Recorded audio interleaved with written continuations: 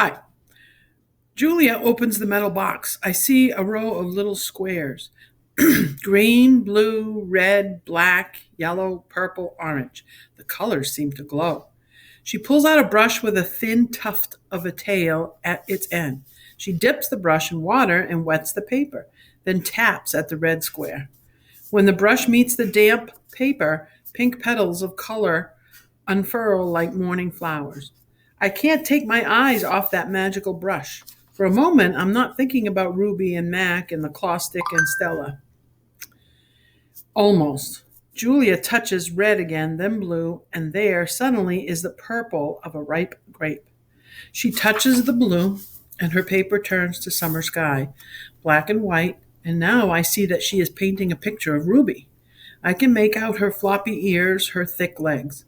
Julia stops painting. She takes a few steps back, hands on her hips, gazing at her work. She scowls. It's not right, she says. She glances over her shoulder at me. I try to look encouraging. Julia starts to crumple up the paper, then reconsiders. Instead, she slides it into my cage at the spot where my glass is broken. Here you go, she says. A Julia original. That'll be worth millions someday. Gingerly, I pick up the paper. I do not eat a single bite of it. Oh, hey, I almost forgot. Julia runs to her backpack. She pulls out 3 plastic jars, one yellow, one blue, one red. She opens the jars, and an odd, not food smell hits my nose. Julia pushes the jars one by one through the opening, then she slides some paper through. These are called finger paints, she says. My aunt gave them to me, but really, I'm too old for finger painting. I stick a finger into the red jar. The paint is thick as mud. It's cool and smooth, like bananas underfoot. I pop my finger into my mouth. It's not exactly ripe mango, but it's not bad. Julia laughs. You don't eat it, you paint with it. She grabs a piece of paper and presses her finger on it. See? Like this. I place my finger on the piece of paper. I lift it, and a red mark is there. I get a bigger glob from the pot and slap my hand down on the page. When I pull my hand off the paper, its red twin stays behind. This isn't like the ghostly handprints on my glass, the ones my visitors leave behind. This handprint can't be so easily wiped away. I lie awake peeling dried red paint off my fingertips. Bob, who accidentally walked on one of my paintings, is licking his red paws. Every so often I glance over at the empty ring. The claw stick glints in the moonlight. Stop! No! Ruby's frantic cry startled me. Ruby, I call, you're having a bad dream. You're okay. You're safe. Where's Stella? She asks, gulping at air. Before I can answer, she says, Never mind. I remember now. Go back to sleep, Ruby, I say. You've had a hard day. I can't go back to sleep, she says. I'm afraid I'll have the same dream. There was a sharp stick and it hurt. I look at Bob and he looks at me. Oh, Ruby says. Oh, Mac. She puts her trunk between the bars. Do you think, she hesitates, do you think Mac is mad because I hurt him today? I consider lying, but gorillas are terrible liars. Probably, I finally say.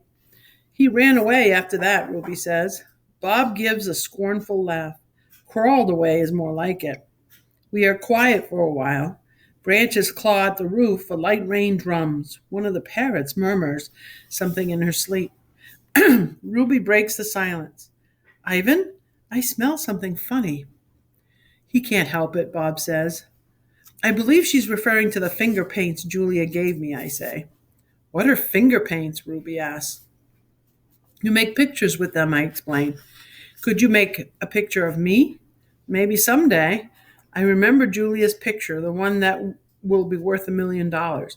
I hold it up to the glass. Look, it's you. Julia made it. It's hard to see, Ruby says, but there's not much moonlight. Why do I have 2 trunks? I examine the picture. Those are feet.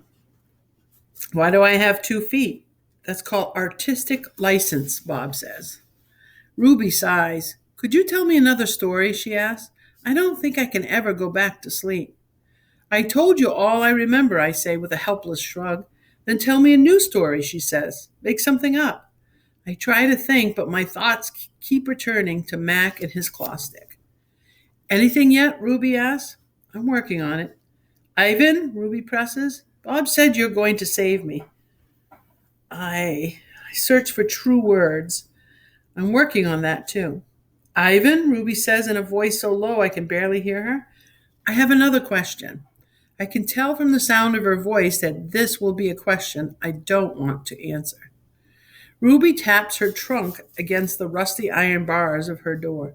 Do you think, she asked, that I'll die in this domain someday, like Aunt Stella? Once again, I consider lying, but when I look at Ruby, the half-formed words die in my throat. Not if I can help it, I say instead. I feel something tighten in my chest, something dark and hot, and it's not a domain, I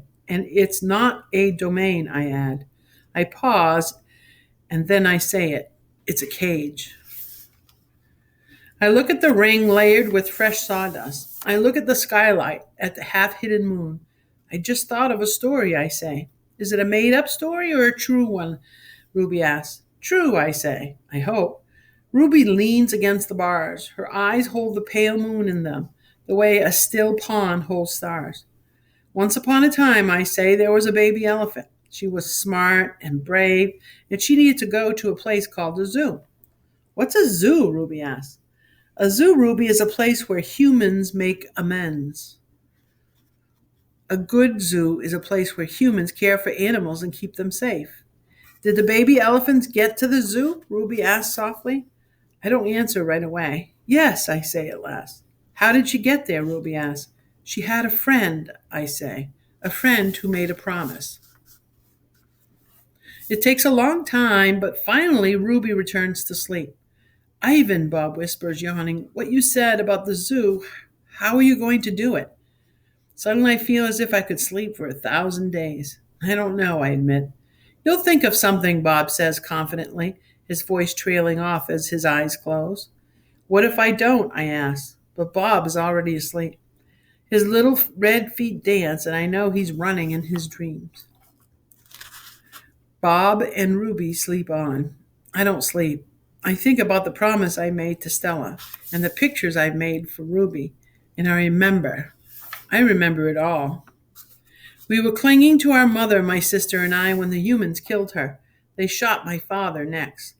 Then they chopped off their hands, their feet, their heads. There's a cluttered, musty store near my cage. They sell an ashtray there. It is made from the hand of a gorilla. When morning comes and the parking lot glimmers with dew, I see the billboard on the highway. There I am, the one and only Ivan, bathed in the pink light of dawn. I look so angry with my furrowed brow and clenched fists. I look the way my father did the day the men came. I am, I suppose, a peaceful sort. Mostly I watch the world go by and think about naps and bananas and yogurt raisins. But inside me, hidden, is another Ivan. He could tear a grown man's limbs off his body.